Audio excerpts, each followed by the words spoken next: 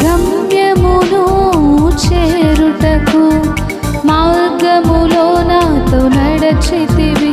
ఎదురైన ఆటంకము నుండి వెంబడిస్తున్న వేటగాని ఊరి నుండి అగ్నిస్తంభమై వెలుగుగా మేఘస్తంభమై నీడగా నడిపించినావు, పోషించినావు, తోడుండినావు నా యేసయ్యా. స్తోత్రం యేసయ్యా, స్తుతి స్తోత్రం నీకేలయ్యా.